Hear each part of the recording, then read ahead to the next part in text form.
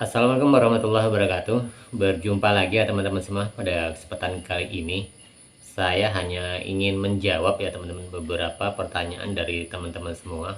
Eh, tapi sebelumnya ya teman, sebelum membahas ini, saya mohon untuk teman-teman yang baru berkunjung ke channel saya untuk memberikan subscribe ya teman-teman agar channel ini berkembang. Dan kebetulan ya teman-teman ya, pada saat ini saya memang sedang tidak jualan, artinya saya memang sedang pulang kampung, jadi tidak bisa membahas tentang bagaimana proses jualan, tapi saya hanya sedikit sharing, berbagi pengalaman saja bagi teman-teman semua yang ada beberapa yang bertanya ya teman sekalian, saya juga jawab di melalui konten ini ya. Nah, yang pertama adalah idealnya ya ketika teman-teman itu atau saya ya yang beberapa kali itu membuka usaha, idealnya kita itu membuat bahan berapa kilo ya, berapa kilo tepung terigu ketika membuka hari pertama.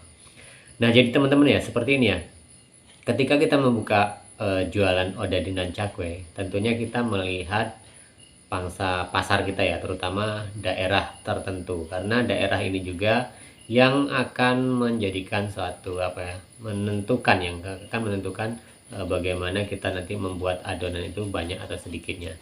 Nah, berdasarkan pengalaman saya pribadi ya teman-teman, ketika memang membuka usaha bolang-baling atau roti goreng ini ya, itu berada di Pulau Jawa sendiri. Itu di sana memang makanan ini, kuliner ini memang sudah sangat terkenal ya teman. Jadi orang itu jarang sekali menanyakan ini makanan apa, kan seperti itu. Berbeda dengan ketika kita membuka di luar-luar Pulau Jawa. Di luar Pulau Jawa itu masih banyak orang yang belum tahu ya apa yang namanya roti goreng atau bolang-baling. Bahkan yang sempat viral odading, disebutkan odading pun masih belum banyak yang tahu ya. Padahal itu pernah viral kan seperti itu. Nah, jadi pengalaman saya pribadi ya teman-teman, ketika saya membuka usaha jualan hari pertama dan seterusnya, itu kalau di Pulau Jawa dulu memang agak banyak ya teman, minimal kita itu membuka sekitar 5 atau 6 kilo bahkan 7 kilo tergantung strategis tempatnya. Kalau tempat itu rame kadang-kadang lebih dari itu ya teman.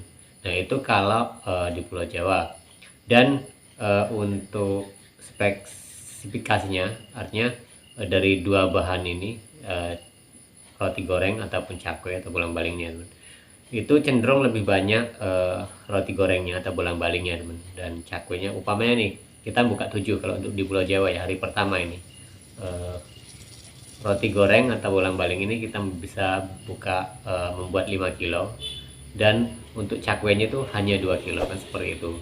Nah, berbeda ya teman-teman ketika kita membuka di luar Pulau Jawa ya seperti itu, karena pengalaman saya sendiri ketika membuka ini dulu pernah ada di Palembang, kemudian yang terakhir ini sampai sekarang masih ada, itu yang di Kalimantan ya teman-teman. Jadi memang kalau di luar Jawa itu cenderung antara keduanya itu bahkan lebih banyak cakwenya daripada roti goreng, karena memang di area luar Jawa itu memang untuk manisnya itu agak sedikit berkurang ya, berbeda dengan ketika kita membuka di Pulau Jawa kan seperti itu.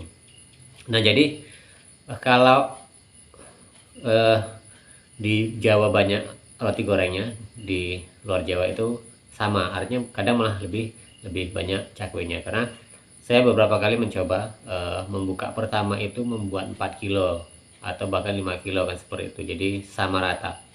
Itu setengah-setengah, artinya kalau kita 4 kilo roti goreng 2 kilo, cakwe 2 kilo.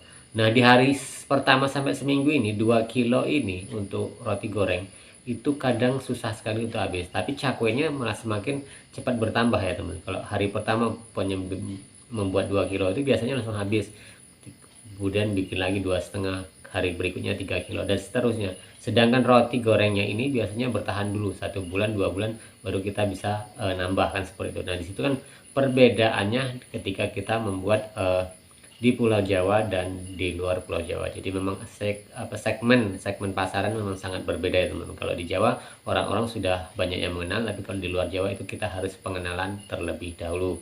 Nah, itu yang pertama ya teman-teman. Yang kedua, idealnya dari 1 kilo itu bisa keluar berapa? Kita mau jual 1.000 atau 2.000. Tetapi di sini juga kita melihat sikon dan daerah tertentu juga, karena ini akan mempengaruhi potongan ya teman. Ketika kita jualan di Pulau Jawa atau saya bandingkan dengan di Kalimantan, itu akan sangat berbeda ya teman. Nah di Pulau Jawa sendiri sampai hari ini pun saya juga masih kadang-kadang masih komunikasi dengan teman-teman di Jawa. Kadang itu untuk 1 kilo ya teman-teman, itu hanya kisaran untuk ini dengan harga 1.000 ya teman, dengan harga 1.000 itu ya kisarannya mungkin di antara 45.000 1 kilo jadinya ya, atau 45 piece ya, 45 piece sampai 50 piece seperti itu. Jadi itu untuk standar ukuran 1 kilo ya. Jadi itu sudah sangat maksimal kalau 50, kadang-kadang malah antara 40 sampai 50 kan seperti itu. Kadang 45 itu sudah sangat bagus sekali kan seperti itu. Itu kalau di Pulau Jawa. Tetapi kalau kita buka usaha di Kalimantan, teman-teman dengan target buka 1 kilo jadi 50.000 atau 50 piece, itu masih sayang sekali ya, kita sayangkan, kita hitungannya rugi. Nggak apa-apa di luar Pulau Jawa itu lebih tipis daripada ketika kita membuka di Pulau Jawa, karena di Pulau Jawa itu memang sudah terkenal. Kemudian memang yang namanya odading atau roti goreng ini kan artinya ada yang bilang kan kue bohong ya, apa kue apa, ketika di kuahnya itu besar-besar kan seperti itu, kemudian dibuka berongga-rongga seperti itu kayak teman. Nah itu namanya kalau di Jawa kan seperti itu. Beda dengan ketika kita membuka di luar Jawa. Nah contohnya di Kalimantan ini teman, tidak perlu besar seperti ini, yang penting ukurannya sudah standar, artinya standar di sana ya, bukan standar di Jawa seperti itu. Nah jadi kalau 1 kilo di Jawa itu maksimal 50.000 bahkan mungkin 45, itu dengan harga estimasi 1.000 ya teman. Tapi kalau di luar Jawa itu kita bisa rata-rata, ini rata-rata ya, 80.000 bahkan bisa sampai lebih sampai 100.000. Kalaupun kita anjlok-anjloknya 70.000 itu sudah minimal. Nah, jadi bedanya kelihatan, tapi dengan standar yang berbeda pula dari segi potongan dan harga. Nah bagaimana kalau teman-teman jual 2.000 untuk Pulau Jawa dan pulau di luar Jawa, otomatis juga akan berbeda teman-teman. Kalau di Jawa mungkin kan kalau dengan ukuran 2.000 agak dibesar dikit kan seperti itu. Oke, taruh jadi 1 kilo itu jadi 40 saja seperti itu. Berarti kan bisa target 80.000 ya. Jadi 1 kilo kalau dijual 2.000 untuk di Pulau Jawa, ataupun serendah-rendahnya dipotong 35 piece atau 35 belah potong itu, jadi kan hanya 70.000.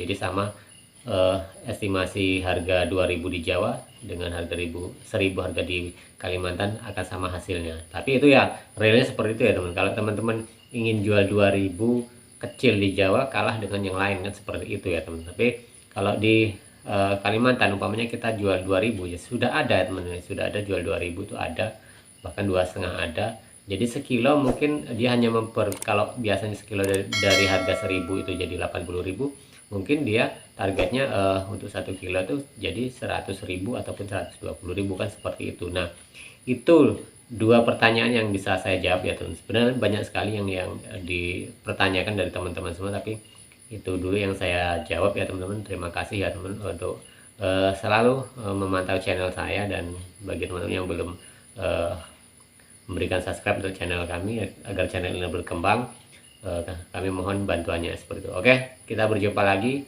di tayangan dan video-video berikutnya.